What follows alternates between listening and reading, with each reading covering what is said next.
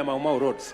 And I want to say, when we came into office, only 20% of Mau Mau roads, only 20% of Mau Mau roads had gone on. About 600 kilometers of Mau Mau roads, only 20% had been done. Today, most of those roads are either 50, 60, 70% complete. And all contractors are on site. This year alone, we have allocated 2 billion shillings for Mau Mau roads. And we want to make sure we complete all the Mau Mau roads before 2027, so that we make sure that we can keep our promise to the people of Kenya as we spread road infrastructure across the Republic of Kenya. Tuko pamoja jameni? There was no way we were going to do all this when our economy was in tatters. And that is why we took time to consolidate our economy, to make sure that we make the right decision so that we can stand on a firm footing to drive our development agenda. And let me complete by saying the following. Now that we have a great scorecard that we are undertaking, most of the programs have been rolled into place. We now have a plan for the future, because we need continuity.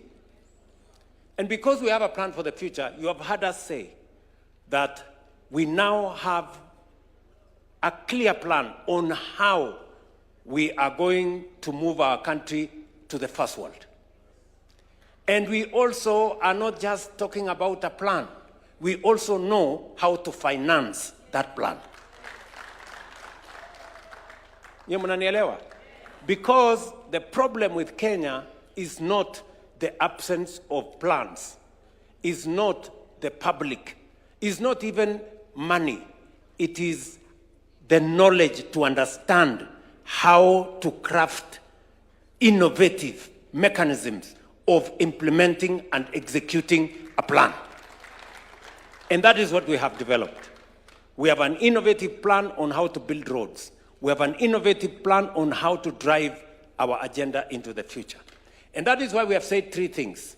Number one, for Kenya to move to the first world, we must generate at least 10,000 megawatts of additional energy. Today, sikizeni ndugu zangu, today in Kenya, we have 3,300 megawatts of energy. 3,300 since independence. I went to Ethiopia this last year, about 3-4 months ago. We went to launch what is called the Gad Dam. In that dam, one dam, they are producing 5,400 megawatts. One dam. The whole of Kenya is 3,300. Munaona iko shida ama hakuna shida? Na ni shida hiyo ni kidogo ama ni kubwa? Shida hiyo ni kubwa sana. Sisi tunaelewana? And you know, we cannot drive our transformation if we do not have the energy to drive it. That is why we need to generate more energy. We cannot commit ourselves to industrialization if we do not generate energy. To generate that energy, we need between 10 and 12 billion dollars. That's about 1.5 trillion Kenya shillings. And do not worry, we will get the 1.5 trillion shillings. Tuko na njia ya kupata hiyo pesa. Do you understand what I'm saying? So that is the way we want to go. Let me give you an example. When I was invited to go to the United States by President Joe Biden, we signed an agreement between Kenya, Microsoft of America, and G42 of UAE to do data centers. Because that's the future. Technology is the future. And because we have green energy, America and UAE said Kenya is the right place so that we can use geothermal energy to drive our data centers. So tukaweka kidole ile kitu, tumefurahi sana. Mimi nimekuja hapa, nimetangaza maneno mzuri kabisa tu. Hii project ni ya karibu 1.2 billion dollars. Sasa kufanya assessment tukaambiwa data center moja inahitaji 1000 megawatts of energy. Kenya mzima iko 3000. Yani kuimplement hiyo data center moja, we have to shut down a third of the country. Sasa hiyo kitu ikakwama. Nyinyi mnanielewa? So going into the future, we cannot move Kenya forward unless we generate energy. And I want to tell you, we have enough energy. We have almost 10,000 megawatts in geothermal alone. We have 20,000 megawatts of energy in wind energy. We have enough reserves to generate sufficient energy to drive our industrialization, our manufacturing, and our technology progression. Tunaelewana?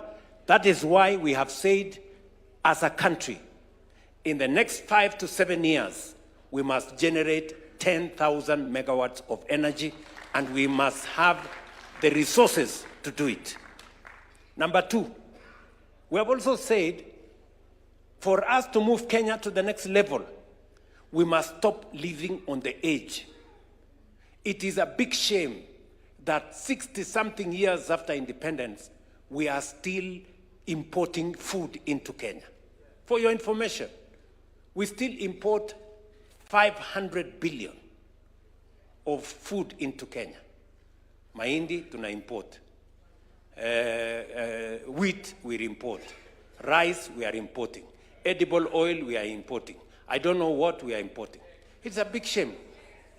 And that is why we have said we need to transform our agriculture. The biggest potential we have today in agriculture is in our arid and semi-arid areas. That is the place where we have the most land. Galana Kulalu is an example. Many of the other areas is an example. That's why we have said we must build 50 mega dams, 200 medium-sized dams, and close to 1,000 other micro dams. Why? So that we can bring 2.5 million acres, additional million acres, into production. With 2.5 million acres under irrigation and modern infrastructure, we will not only stop importing food, because, and you know, if we stop importing food, we immediately, save 500 billion shillings we used to import food into Kenya. And number two, we can now export more into the world, into the region, and globally. That is why we are undertaking that we are going to do this, and we want to begin that process. We have dams that have been in our books forever. It is time to actualize those dams. And then number three, we have said we cannot develop Kenya without infrastructure. We must have roads, we must have a railway, we must have an airport, we must develop our seaports. And we have the mechanism to do it. That is why we have mapped out, as I talk to you, we are mapping out an extra 28,000 kilometers. We want to make sure that we connect Kenya. We are mapping out 2,500 kilometers of dual carriageway. And we are mapping out a new airport and the new airport, for your information, will begin before June this year, here in Nairobi. Tunaelewana? We want to modernize our seaports. The whole of that plan will require another 3 enablers, which I want to tell you. Number one, education. We must fund education properly. And we must put more money in science, research, and technology. And that is why we are saying we are moving our budget to 2% of GDP for us to be able to have the highest quality of professional human capital that is going to support our journey into the first world. That is what other countries did. Number two, we must secure our country. we must make sure that there is security in every part of the Republic of Kenya. That is why we are investing resources in securing the country. And we are going to work together with you. How are we going to finance this project? We have told you this project is going to cost 5 trillion Kenya shillings. Mnasikia? It's going to cost how much? 5 trillion. Na hiyo kitu hiyo ni pesa tutapata. Don't relax. Hii pesa iko. Yes. Wakati tulisema tutafanya affordable housing, si watu walitupiga makelele. Zakayo sijui nini. Leo contracts we have signed for affordable housing is 600 billion shillings of contracts in affordable housing in our markets and in our hostels. Kama ni pesa 600 billion tungeenda kukopa kwa IMF, tungekaa huko 10 years. Tukipiga magoti, simama, pinduka, enda pande hii. Lakini this is our own money. Nyinyi mnanielewa? So, this 5 trillion, watu wanasema hii ni wazimu. Well, inakaa kama wazimu. Lakini, we are going to deliver on it. How are we going to finance this 5 trillion? Tayari, for your information, tulikubaliana ya kwamba we are going to have alternative sources of revenue for us to finance our plan. We are going to bring in innovation. We are going to think outside the box for us to be able to finance our infrastructure. Number one, we have grown our savings significantly, vile DP amesema. And we grew our savings intentionally. Why? Because every country that has developed, whether it is China, whether it is Singapore, whether it is Korea, they have grown their savings. There is no way you can grow if you consume everything that you earn. Let me give you a basic example. Sijiongei mambo makubwa. Basic example. Tanzania today has a bigger social security fund than Kenya. Yet, Tanzania's economy is 60% of Kenya. Why? Because they made the decision on savings earlier than us. In Tanzania, you save by law 10% of your salary, 5% government saves on your behalf. In Kenya, we changed the law. In 2013, myself and Uhuru Kenyatta, we decided, because we sat down and we said, we need to change the law so that we don't remain backward when other countries are moving forward. We changed the law in 2013, ilienda kotini, kelele, siasa nini. But when I came into office, I straightened that. Today, everybody of us is paying 6% of their salary. The government or your employer is paying 6% for you, which is your money. We will get rid of old age poverty. Wale watu wanamaliza kazi wanaenda wanakufa kwa sababu hawana pension. We have gotten rid of that problem. Number two, we have built a big war chest for our development. Vile mulisikia, for 60 years, we had saved 312 billion shillings. For 60 years, pale NSSF. Kwa sababu tulikuwa tunasave shilingi 200 kila mwezi. When we changed the law, in 2 years, we have doubled what we saved in 60 years. Just in 2 years. Today at NSSF, we have 670 billion shillings. By next year, 2027, we will have 1 trillion shillings at NSSF. Tell me what's going to happen in 5 years, in 10 years, in 20 years. In 10 years, we will not be borrowing money from China or any other country for that matter. We will be using our own savings to drive our development. That is what transformation looks like, friends. Nyinyi mnanielewa? That's what transformation looks like. And just for your information, that is how other countries have moved forward. Today, because Tanzania has a bigger social security fund, nilialikwa ati niende hapa hill. Imagine Tanzania, a smaller economy. Wako na pesa mingi mpaka wanakuja kununua shamba hapa hill, wanajenga nyumba ya ghorofa 29 floors hapa, because they are investing. Sisi tumelala, bado tunalipa 200. Hiyo inaitwa ujinga. Ama you can call it any other name, but that's what it is.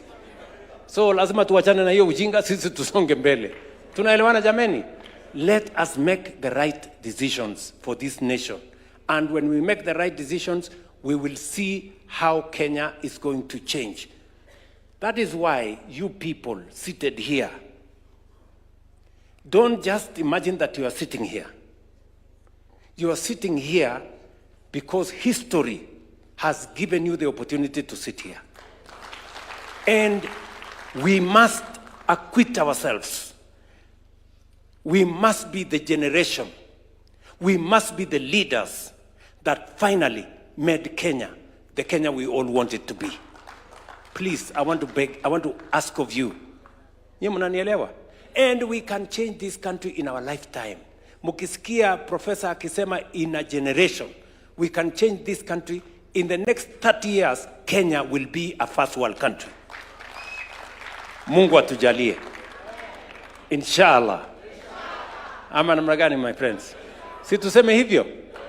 And how are we going to do it? Already, I told you, we are going to find the resources. Today, as I talk to you, we have an opportunity to buy, as Kenyans, we have an opportunity to buy shares in Kenya Pipeline. Each and every one of us here, we have an opportunity to buy shares in Kenya Pipeline. Kenya Pipeline is not going to go away from Kenya. It's only that we will raise the money and let Kenyans own. It is part of democratizing ownership. It is part of democratizing wealth of our nation, so that each and every Kenyan can have access to owning what we have built together as a nation.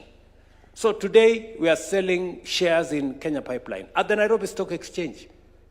And we are going to make sure that every Kenyan who has applied, first and foremost, gets their share before we move to anybody else.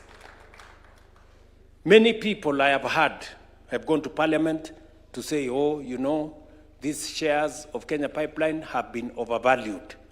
You know, hii share has been overvalued. Kwani mtu alikuwa anafikiri mali ya umma atakuja tu abebe hivi hivi? Hapana. Hii ni mali imejengwa over time, my friend.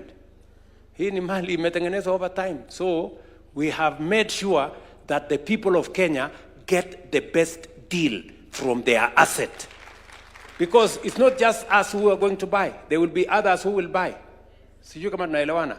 So we have negotiated the best deal for the people of Kenya, so that that money is raised so that we can use it to develop our country.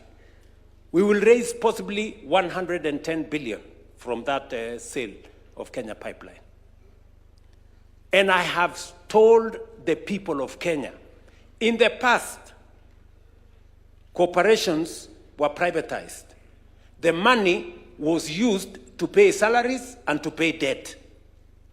Let me say, for the avoidance of any doubt, the commitment I made to the people of Kenya, any money, proceeds of privatization from Kenya Pipeline, from Safaricom, or from any other entity will be used for only one purpose: to develop the infrastructure of Kenya. Not a single shilling is going to pay salary. Not a single shilling is going to pay debt. We are going to use that money to build additional wealth. We want, when we sell one piece of infrastructure, we develop 5 pieces of infrastructure, which can be sold later down the road. Nyie mnanielewa? Yes, that's what we are going to do. And with what we are going to do in the next 2 months, by God's grace, in the next 2 months, we are going to raise about 350 billion shillings from privatization at the capital market. How much are we going to raise? 350 billion. Nanielewa? Na hiyo 350 billion is going to enable us to build infrastructure worth 4 trillion Kenya shillings. Akili. That's what we are going to apply. Nyinyi mnanielewa? Tuendelee ama tuendelee? Yes. Now, atusemi next election, in the next 2 months, we begin that journey. We are not talking about the next election. We are talking about now going into the future, into the next generation. So, with that money, we can be able to do the roads, we can be able to do the dams, we can be able to generate energy. So, if we have 4 trillion shillings this year, ile project yetu ilikuwa, program yetu ilikuwa trillion ngapi? 5. So this year we will raise 4. Imebaki 1 trillion. Hiyo tutafanya ukarabati kidogo kidogo, next year tumalize, Kenya isonge. Tunaelewana jameni? And we are very confident. We are going to tell the people of Kenya how we are going to do it. We stabilized the economy when nobody believed in us. We stabilized agriculture when nobody believed in us. We sorted out education when people thought it was impossible. We have sorted out health when people thought it was difficult. We are going to move Kenya from a third world country to a first world country in this generation. And that is why this meeting is important. You people sitting here, you are the people who will make that history happen. Tunaelewana? And that takes me to the next 2 items, and I want to take both of them together. The next 2 items is our party elections and the negotiations between UDA and ODM. How are those two connected to what we are having a conversation about? Unanielewa? They are important. The party elections that we carried out, in some areas very successful, in some areas not very successful, in some areas we did not succeed to carry out the elections. But we have a brief from the National Election Board. Why is the party election important? And I want you to listen to me very carefully. The party elections are important because the party is a critical instrument. Any successful democracy has a robust political party and democratic framework. We have 2 ways of implementing our agenda. The countries that have succeeded, either they have succeeded because they are a dictatorship, where once the leader says we are going here, you cannot say no, and you cannot question. That is one way of moving the country forward. For us, we don't have that luxury. For us, we are a democratic country. And for a democratic country, the only instrument you have is a political party. Nyinyi mnanielewa? Because a political party goes beyond a community. It goes beyond a region. It goes beyond a religion, either one or the other. A political party unites people into one common vision and one common program. And that is why we are sitting here, from different parts of Kenya, from different religions, from different communities, but we are united by the fact that we believe in Kenya in a certain way. And that is why I want to encourage you. Successful countries that are democratic are built on the solid foundation of a political party. It is important for us. The political party is not the party leader. The political party is not the NEC or the NGZ. The political party is the grassroots. The polling station is where the political party is made or unmade. That polling station. So, I want to encourage you. If you go to any successful political party, its success is in the grassroots.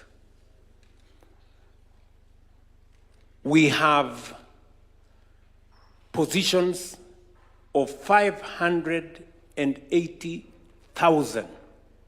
Is that correct, NEB people? 540,000 positions for officials in the party.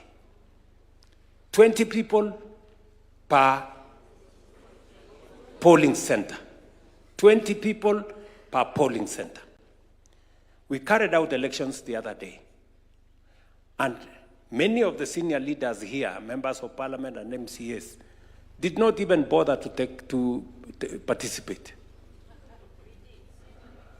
Very few people participated. I give credit to Kirinyaga and Bomet. At least in those two counties, we saw many members come to participate. But in other counties, the participation was very low. You find 50 people came to vote in a polling center. 20 people came to vote in a polling center. 15. Tell me whether if 30 people came to vote in a polling center, do we say that election went well? Yes.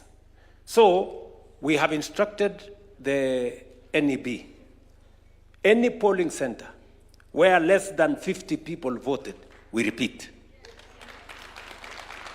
Any polling center where less than 50 people voted, we do what? We repeat. And please, I want to ask you, as leaders, the grassroots is very important. The grassroots is very important. I want to encourage us here. Go and become chair of the ward in your county. Those are the people who are going to decide for the party going forward. Nominations will be decided by the party going forward. Whether it is nominations of MPs, nominations of county assemblies, they will be decided by the party. And the party must have legitimacy. The legitimacy of the party comes from the membership voting for the party officials. Yes. We're going to redo this exercise where we did not do well, so that the person at the polling station, let me tell you, my friends, I have been in this politics for a while. I was a member of KANU. The reason why KANU succeeded for many years is because people were elected. Watu walikuwa wanapiga mlolongo kwa polling center kuchagua officials wa chama. The reason why ODM today is where it is because they carry out elections in the polling center. Are we together? So, there is no other way. We have to have elected officials at the polling center. I know many of us here are friends. I also have friends. Even if your guy, the person you want at the polling station, if you think he's a good guy, he's loyal, he's good, he's hardworking, the people at the polling station may not have the same view. So, mwambie huyo mtu yako, wewe ni mtu yangu, wewe ni mtu mzuri sana, lakini twende tuchaguliwe kwa polling station. Akichaguliwa, huyo ndio mtu sawa. Mwingine akichaguliwa, ujue mambo ni hivyo. Sijui kama tunaelewana? Kwa sababu sisi wote tuko na watu wetu, si ndio? Hata saa hii kuna watu wameandikwa tu kwa list ya chama, huyu ni chairman wa mahali fulani nini. Sisi tuliandika sisi watu hapa. Sasa hawa watu wetu tuliandika hawa tuwapeleke kwa raia. Once somebody has been voted for, you know, sisi hapa wengi wetu tumechaguliwa. You know the feeling once you are elected. You feel very good. Ama namna gani? Once you are elected. let us also give a chance to somebody else to be elected at the polling station. So that the same feeling I feel when I'm elected president, you feel when you are elected a member of parliament, let another Kenyan feel the same at the polling center. Wacha hata yeye asimame hapo na kiburi yake aseme mimi nimechaguliwa hapa. Sisi ndio kusema kwa hivyo. Si ndio? Yes. Kwani mnafikiri hii feeling ya kuchaguliwa is only meant for us? Let us spread it. Let also another fellow hapo asimame hapo polling station aseme mimi ndio nimechaguliwa hapa na wananchi. Ndio tunasimamia maneno ya chama. That way you also create loyal members of the party. Once somebody has been elected, it is not easy for that person to walk away because they value the mandate they have been given. Even if amechaguliwa na watu 100, hawezi kutangaza ati nimechaguliwa na watu 100, anasema nimechaguliwa kama wewe. Si ndio? Ama namna gani? So, this is what I want to encourage us. Let us take this to the grassroots. That if you want us to build the party, we must go to the grassroots. And then we will do the wards, and then we will do the constituencies, and then we will do the counties, and then we will do the national elections here. Sawa sawa? Yes. And I want to encourage every politician here. There is no harm in you being a chair of a ward, a chair of a constituency, chair of a county. Sisi wote tusimame. That is how the party gets followership. We want to create a big party base. Tumeelewana? So that we don't keep saying maybe it is this or that or the other. Why? Why is it necessary for us to have a strong political party? It is necessary for us to have a strong political party because the transformation of a country goes beyond one leader. The transformation of a country goes beyond 5 years. It goes beyond 10 years. For us to have consistency, you must have a political party that will provide the transition so that when one leader finishes, the same philosophy of transforming a nation continues with another leader and another leader and another generation. Yes, William Ruto is not going to complete this transformation. It's not going to happen in 5 years. It's going to take more, 10, 20, 30 years. For us to provide that transition, we must have a political party whose philosophy, vision, understanding, manifesto provides that transition into the future. That is why it is very important for us to build this political party. Also, this political party will also guarantee every one of you seated here, we are going to provide a platform for you to have an opportunity to demonstrate your leadership without necessarily the baggage of the community you come from. In a political party, we are all equal. Sio kama tunaelewana. Tuko pamoja? That is how somebody from a minority will lead Kenya, because they belong to a political party that has networks everywhere, and he will be judged by his political party and the political party, what the political party believes, not because of the small community he comes from. That is how we are going to move together. Do you understand what I'm saying? We want the best leaders for this country. And we want to give a chance to each and every one of you to demonstrate your leadership. And the place to do it is in a political party. Hapo kwa uchaguzi, tumekubaliana na hawa viongozi. Mtu akitaka kuwa chairman wa ward, atapatiwa nafasi ya kuongelesha the delegates. Aseme. Sio tu mtu atikupigiwa kura hivi, apewe ambiwe haya simama hapo. Unataka kuwa chairman? Ndio. Okay? Tueleze. What are you going to do? in furtherance of the implementation of the manifesto of the party. Ajitete hapo aseme namna hii yes, then tunapiga alafu tunasongesha. Ama pale kwa constituency hakuna mtu atapata atakuwa chairman ya constituency bure, lazima kuwe na mtihani kidogo. Utuambie kama unaelewa manifesto ya chama, mambo implementation imefika wapi. Then we begin to grow leaders. How did Barack Obama become president of America? It was in the convention when he persuaded people that he knew what he's doing. We are going to provide an opportunity for you. CDP ameongea hapa. Sumempima. Sindio? Sinamna hiyo? These are the kind of opportunities we are going to give to everybody to display, their leadership. And then it doesn't matter the community you come from, it doesn't matter the region you come from. If you persuade all of us here that you have what it takes to be our leader, we will elect you, and Kenya will elect you, and we will move forward together. That is why a political party is important. Sio kama tumeelewana jameni.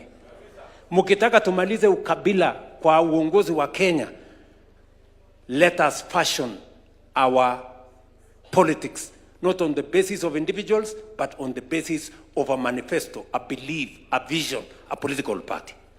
Today, why do I have pressure? Why do many people say, William Ruto alituambia, he promised this, he promised this. It is because I was not elected by the community I come from. I was not elected because of the community I came from. I was elected because of the manifesto that we committed to the people of Kenya. And that is why they rightly are telling us, you told us this, we want to see it done. That is what politics should be like. Because if I was elected on the basis of the community I come from, as long as I belong to that community, I don't have to do anything. Ama? Yes. But because I was elected on the basis of a manifesto, a program, that's why many people apply pressure on us. And that is why we have worked very hard, by the way. We don't sleep. Because we have a target to meet. And we have a commitment to discharge to the people of Kenya. That is why I want to ask you, friends, we must go back. Elections are very expensive. But we have undertaken that we are going to repeat as many areas as possible. In fact, I think we are repeating almost 60% of the, how much? 80, almost, 80%. 80% will be repeated. We spend, just for your information, so that you know we are serious, we spent close to 120 million in the last election. We are ready to spend more money because the party is important. The party is important. Another friend of mine who is a member of parliament, I asked them, why didn't you, I didn't see you participating in the election. He said, hiyo hakuna haja ya hiyo mambo. Sasa mtajua iko haja. Sasa mtajua iko haja. Kwa sababu, I am also going to meet aspirants next week. Kwa sababu, mimi sitaki watu watakuja kwa hii chama mwisho wakuje, they have not contributed anything to the party, alafu wakuje waseme wanataka tikiti ya chama. Yule mtu yote anataka kuwa aspirant, akuje saa hii, tujenge chama pamoja. Sindio? Tujenge chama pamoja. Pia na wao wakuje wa contribute kwa hii chama. Ndio wakati next year tunaongea nani atakupata tikiti gani kupitia kwa delegates na wale wengine na kupitia kwa wananchi.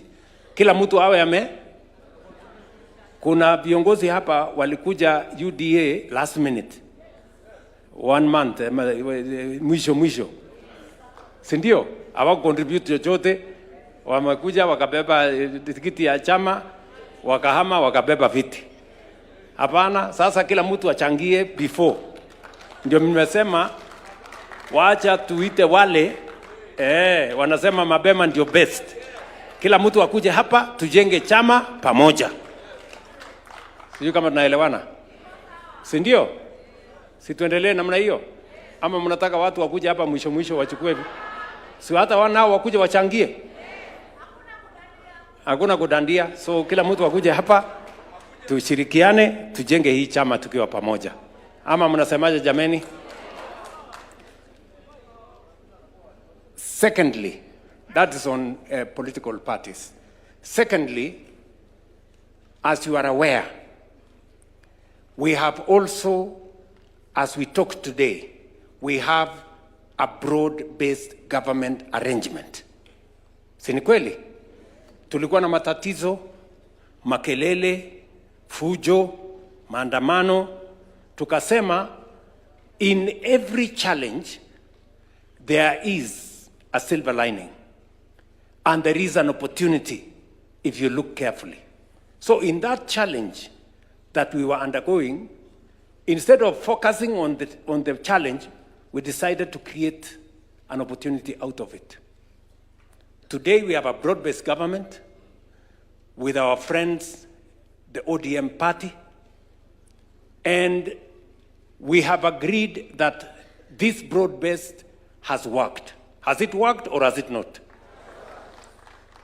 Ule Mbadi si anaeleza maneno ya bottom up kuliko wengine wetu hapa? Ama? He's done a good job, right? And all the other members of ODM who have worked with us in government. And it is said, if it is working, don't fix it. Sindio? So what we have agreed with the leadership of ODM, that let us explore the option and the opportunity of having a coalition going into the next election. And it is because we want to broaden our base. Listen to me, guys. This election in Akuja, we want to win by a margin of between 2 and 3 million. Mnanisikia? Wacha nirudie. This election, the last election, we won by a margin of 200,000. 200,000. This election, we must win by a margin of 2 to 3 million. Ndio tuunganishe Kenya, tutembee pamoja. And I am very clear in my mind, there is a reason, there is justification for us to consolidate the country into one. Listen to me. The position where I sit, there is enough for every Kenyan. One does not need to miss for the other one to get. There is an opportunity for all of us to fit in one government. And therefore, I have no doubt in my mind that we have what it takes, not just to win the next election, but to win it resoundingly so that we can drive our transformation agenda into the future. And not just into the future, into the next generation. Listen, we have a good scorecard. True or not true? We have a good scorecard. The professor here has explained to us. We have a very good scorecard. Number two, we have a good plan of transforming Kenya. From generating energy, expanding modernizing our agriculture, and expanding our infrastructure. We have a good plan.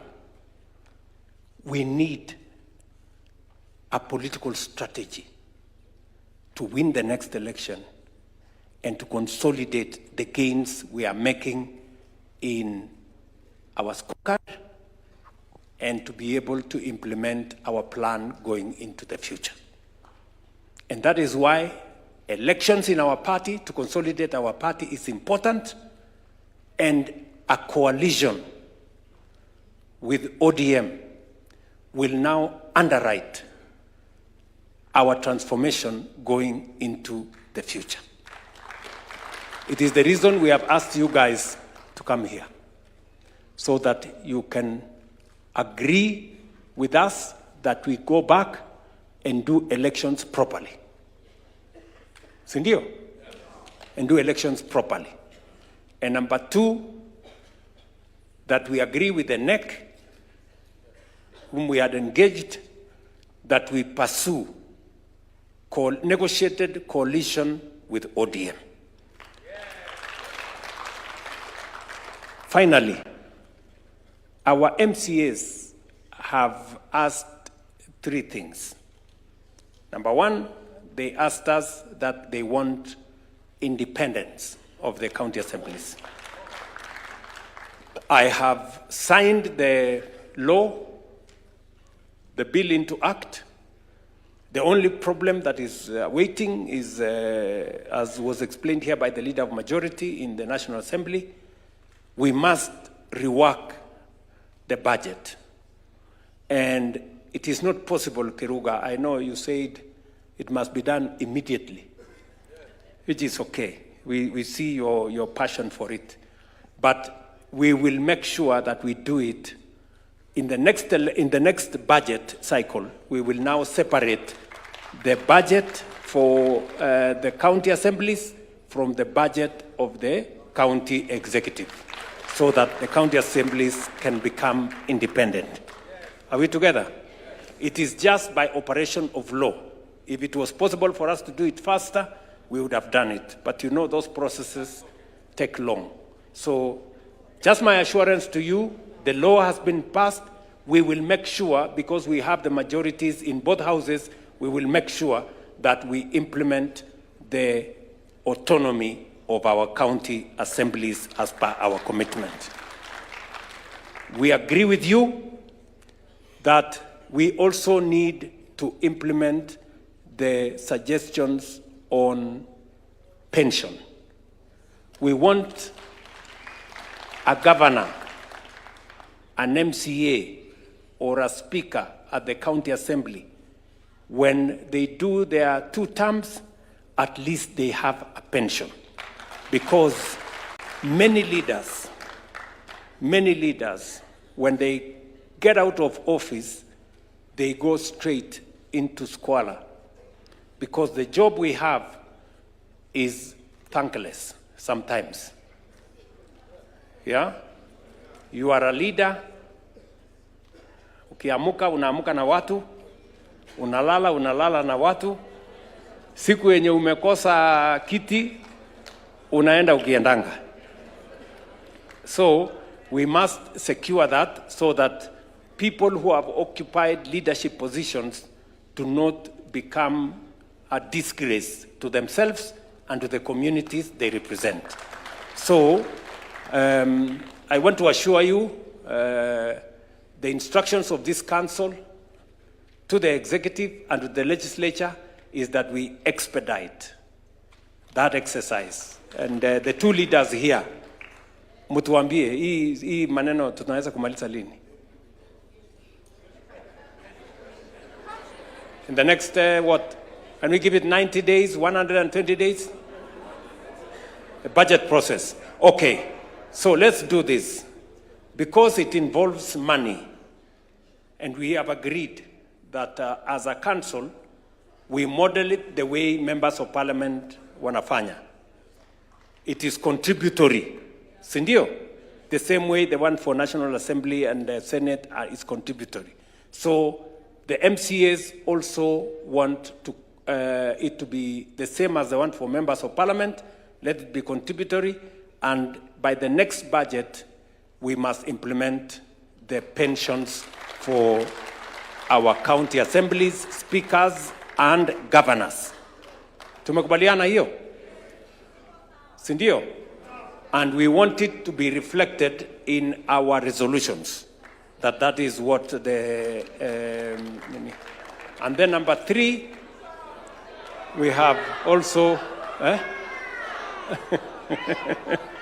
we have also recommended that the NATCO report be expedited. The two houses should expedite the NATCO report so that NGCDF is properly secured in the Constitution, that the Oversight Fund of Senate is also protected in the Constitution, and the National Government Affirmative Action Fund by our women reps is also put in the Constitution. And number 4, our ward fund is also secured in the Constitution. That forms part of the resolution of the National Governing Council. And it is now, once the National Governing Council resolves, it becomes an instruction. Sindio? Once it is resolved by the National Governing Council, it becomes an instruction to the executive and to the legislature to make sure that it is implemented. Tumekubaliana? Tumekubaliana? Now, I want to ask Mr. Mwaura, who is the chairman of our National Elections Board. Can you do a 2 or 3, maximum 5-minute presentation? I'm told you have a presentation on where the elections are going to happen. Is that correct? Proceed. Oh yeah, bursary. Okay. Let me say this. We also want to resolve. You know, we had a meeting with the Comptroller of Budget, because that was the problem. We had a meeting with the Comptroller of Budget, and between the county governments, we were in a meeting with the governors and the national government. There was a requirement that the national government, because it is a function of the national government, that we have an agreement with the county governments. We have since signed agreements. The chair of education, how far are we? Just give him the mic. How far are we on the agreements? We gave you a mandate to make sure. Yes, Governor of Kericho. Your Excellency, we have finished the signing. Yes. And we have done everything. For all the counties? For all the counties, Your Excellency. Very good. It's just the control of budget you are waiting. Now, what was required between the national government and the county government, we have completed. Now it is for the controller of budget to release money for counties to be able to carry out the function of making sure that no child in Kenya is left behind or does not go to school. You will disburse bursaries. And we also want to make it a resolution of this council that we have resolved that now the process of bursaries be actualized as the agreement between the national and county government has been concluded. Are we together? Basi, can we have the National Election Board to make a small presentation for us?